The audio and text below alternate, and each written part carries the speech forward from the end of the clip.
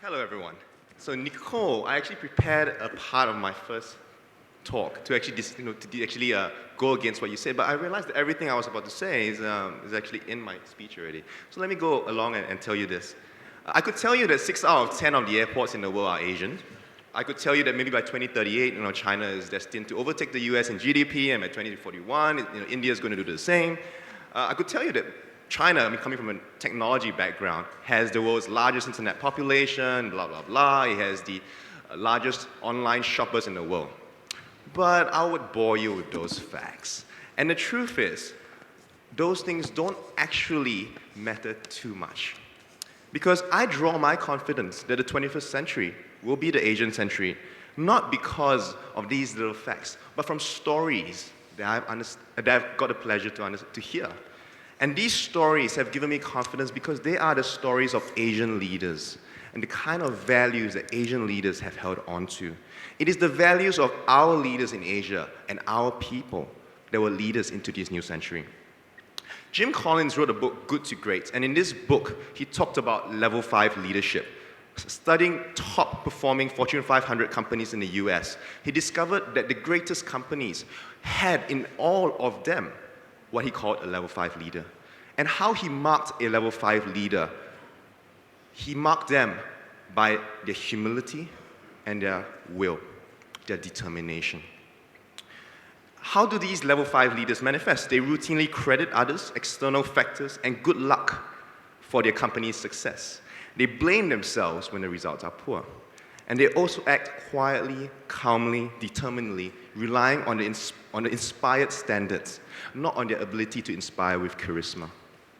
And for this reason, it's funny because when looking at all those different companies that Jim Collins talks about, in fact, none of these companies you would have heard of. And the reason for this is because the West do not value the kind of values that these leaders hold on to, the kind of humble leaders who are determined to do what they do. Because humility in the West is seen as a very weak value. In the East, however, in Asia, humility is seen as a masculine value. It's seen as a strong thing. It is seen for a leader to have humility to be a brave, courageous leader.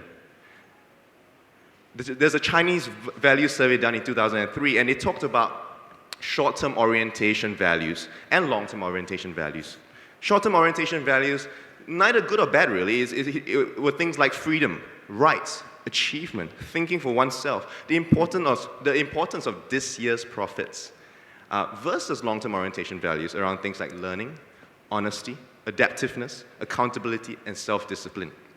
And in surveying people from 30 over countries, what they found was that the top performing countries in the long-term orientation values were countries like China, were countries like India, were countries like Hong Kong. And these are the values that they hold on to, countries in Asia. And on the bottom of this list, the countries that value the short-term orientation values were countries like the US. And for this reason, it is fascinating to see because we understand that values like this are incredibly important for nations to lead in this new century.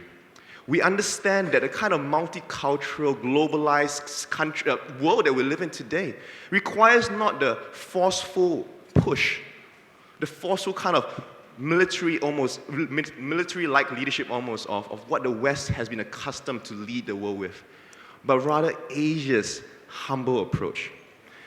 The values that we hold on to in being the family being the most important unit, that our community is more important than ourselves, that we will honor and will build and will work hard that our children may have a better living than us.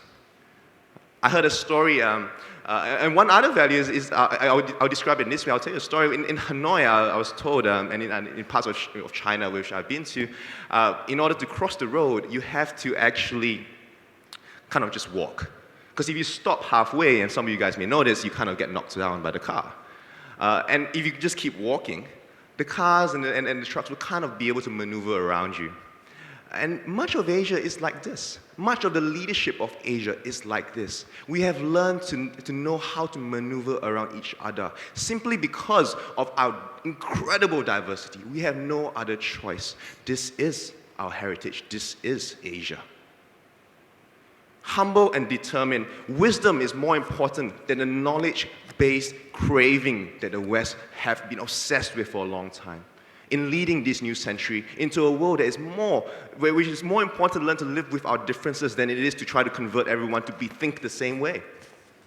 And that is what I believe is seen within Asian leaders. It's seen inherent to Asian leaders. So where are these leaders? I had the pleasure of sitting down with a VP from Alibaba recently. Alibaba Group is one of the largest companies online in China. If Alipay, which is Alibaba's payment arm, would be given the Chinese bank license, they would be the biggest bank in the world overnight. And the VP of Alibaba, his number 2 man, his name is Brian Lee, he's Jack Ma's confidant.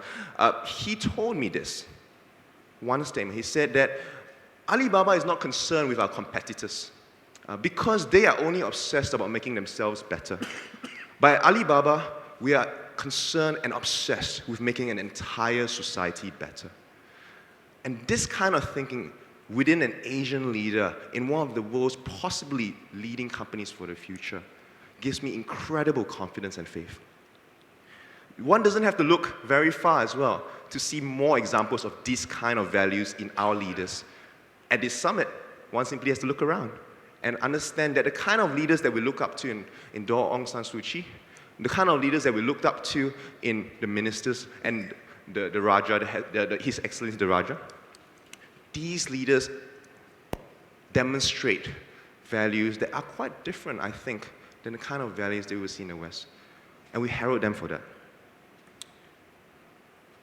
I would like to almost finish off with this little quote, there is a time for everything, Nicole.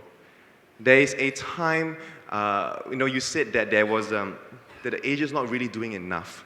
But decades ago, Deng Xiaoping gave this advice to the Chinese. He said that in Chinese, 好广扬回，有所作为. And it basically directly translates into be the quiet ones.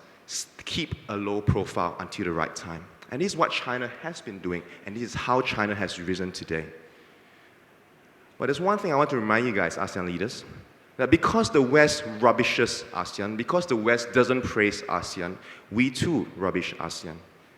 But if you want to truly look for a model for the future of the world, for how you work together in a truly multicultural environment, study ASEAN. It's not my words, these are the words of Kishore Mahbubani from Singapore. What defines the Asian century is not our economic, political, and social dominance of the world. It is our ability to lead the world into leadership, not by force, but by bringing everyone together into the room and encouraging them to see what it means to embrace unity as diversity. We must believe that this is the Asian century.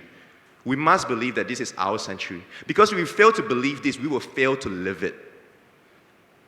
And these are not the things that we should dare allow economists and statisticians and academics to tell us what.